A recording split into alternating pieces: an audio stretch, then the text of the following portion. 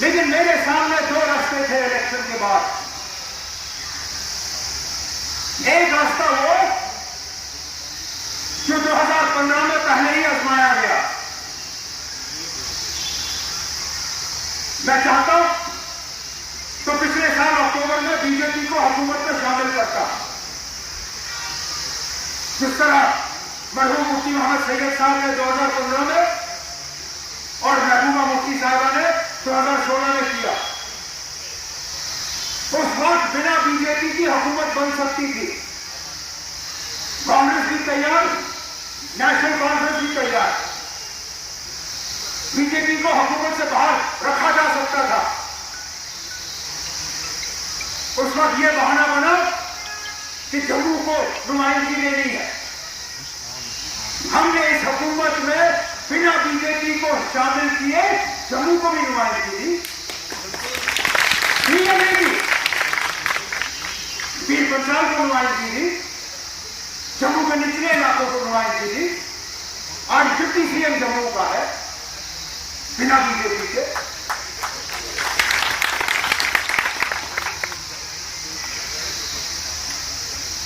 तो या हम बीजेपी को हुकूमत में शामिल करते, मुमकिन है शामिल करने का हमें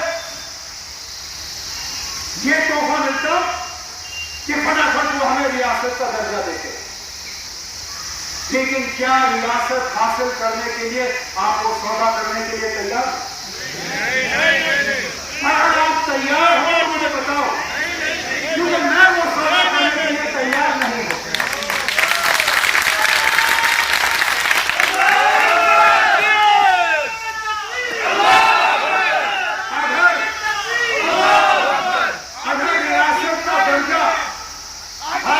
अगर रियासत का दर्जा हासिल करने के लिए बीजेपी को हुकूमत में शामिल करना जरूरी है, तो मेहरबानी करके मेरा इस्तीफा आप लोग कबूल कर लीजिए और यहां किसी और एमएलए को आप वजीर आला बना के बीजेपी के साथ हुकूमत बनाओ। मैं बनाने के लिए तैयार नहीं हूं।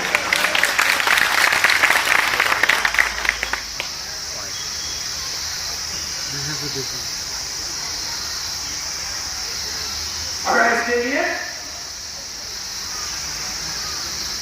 मुझे जम्मू कश्मीर को दोबारा रियासत देखने के लिए इंतजार करना पड़े, मैं करूंगा। अगर रुपए के 100 पैसों के बजाय रुपए के 50 या 70 पैसे का काम हो, मैं वो भी तस्लीम करने के लिए तैयार हूं। लेकिन इंशाल्लाह हम काम करके ही अपने आप को आपके सामने पेश करेंगे। ये मेरा वादा है आप लोगों के साथ।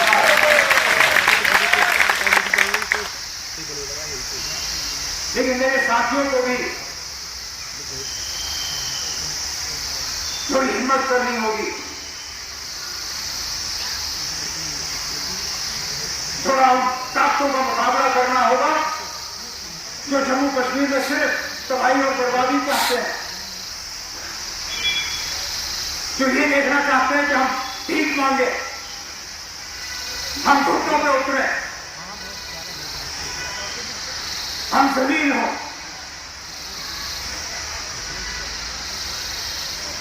ऐसा हालात देखिए हमारे इर्द गिर्द। वो लोग जो मुझे कहते हैं कि आप सड़कों पे उतर के एहतजाज क्यों नहीं करते हो, मेरा जवाब उनको यही है कि जाओ लद्दाख के हालात देखो। अरे ना, लद्दाख पे फायरिंग खोलने में उन्होंने 1 घंटे का इंतजार नहीं किया, यहां तो 10 मिनट इंतजार नहीं करेंगे। कितने नौजवानों का खून यहां बहते हुए देखना चाहते हो, मैं कम से कम उस चीज के लिए तैयार नहीं।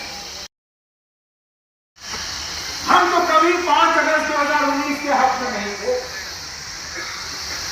हमने उस दिन से कहा कि हमारे साथ जो हुआ गलत हुआ। करगिल के लोग भी, उन्होंने कभी उस फैसले को तस्लीम नहीं किया। लेकिन लेह में देखिए किस तरह मिजाज बदल गया। जिन लोगों ने 5 अगस्त 2019 के बाद पटाखे जलाए, मिठाइयां बांट पार्टी, कहा कि हमारे दिल के अरमान पूरे हो गए। आज उनके बयान पढ़िए, मैं हैरान हुआ जब कल मैंने अखबार में उनका बयान, उनका बहुत बड़ा लीडर है, उनका बयान पढ़ा। क्या कहा उन्होंने? कहा कि हमने सालों साल 370 के खिलाफ अपनी आवाज बुलंद की, लेकिन आज हमें इस बात का एहसास हुआ कि 70 साल 370 ने हमें बचा के रखा। ये लेके लोग कह रहे हैं जिन्होंने 5 अगस्त को मिठाइयां बांटी, आज वो कहते हैं कि 5 अगस्त 2019 हमारी तबाही हुई। हम तो सिर्फ ये कहते हैं ना कि हमारे साथ जो वादा हुआ उस वादे को पूरा करिए, लोगों के मैंडेट का एहतराम करो, लोगों के जज्बात का एहतराम करो, लोगों की कुर्बानियों का एहतराम करो।